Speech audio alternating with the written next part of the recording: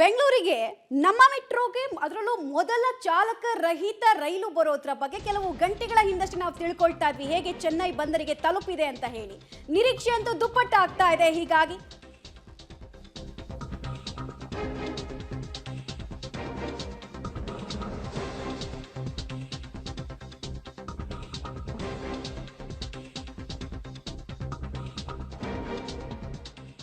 ಬೆಂಗಳೂರಿಗೆ ಬರಲಿದೆ ಚಾಲಕ ರಹಿತ metro rail. First innovation.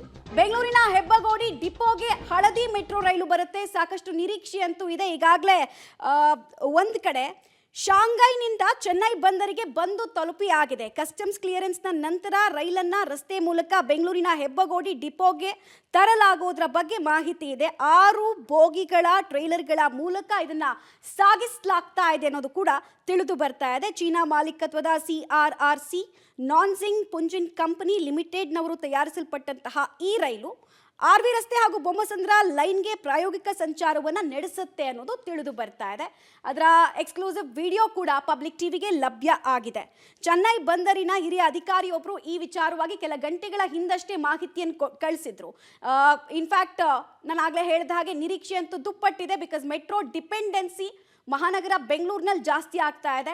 So ಇದಿನ್ನೂ ಜಾಸ್ತಿ ಈ ರೈಲು ಬಂದ ನಂತರ ಉಪಯೋಗಕ್ಕೆ ಬರುತ್ತೆ ಅಂತ ಕೂಡ ಒಂದು ನಿರೀಕ್ಷೆಯನ್ನು ಇಟ್ಕೊಳ್ಳಲಾಗಿದೆ. ಜನವರಿ 24ನೇ ತಾರೀಕು ತನ್ನ ಪ್ರಯಾಣವನ್ನು ಚೀನಾದಿಂದ ಆರಂಭಿಸಿ ಚೆನ್ನೈ ತಲುಪೋದಕ್ಕೆ 2 ವಾರಗಳ ಕಾಲ ತೆಗೆದುಕೊಂಡಿತ್ತು ಅನ್ನೋದು ತಿಳಿದು ಬರ್ತಾ ಇದೆ. ಸೊ ಒಂದು ರಾತ್ರಿ ಕೋಚ್ಗಳನ್ನೆಲ್ಲ ಕಂಪ್ಲೀಟಾಗಿ ಅಲ್ಲಿ ರೆಕ್ಟಿಫೈ ಮಾಡೋದು, ಆಮೇಲೆ ಒಂದಷ್ಟು ಬೇಕಾಗಿರುವಂತಹ ಕ್ಲಿಯರೆನ್ಸ್ ಸರ್ಟಿಫಿಕೇಟ್ಗಳನ್ನು ತೆಗೆದುಕೊಳ್ಳೋ ಕೆಲಸವನ್ನು ಕೂಡ ಮಾಡಲಾಗ್ತಾ ಇದೆ. ಇಲ್ಲಿಂದ ಹೆಬ್ಬಗೋಡಿಗೆ ಇದನ್ನ ಶಿಫ್ಟ್ ಮಾಡಿಸೋ ಕೆಲಸ ಕೂಡ ಆಗುತ್ತೆ ಅನ್ನೋದು ತಿಳಿದು ಬರ್ತಾ ಇದೆ. ಫೆಬ್ರವರಿ 20ರ ಒಳಗೆ ಕೋಚ್ಗಳು ಬೆಂಗಳೂರಿನ ಡಿಪೋಗೆ ತಲುಪುವಂತಹ ನಿರೀಕ್ಷೆ ಕೂಡ ಇದೆ.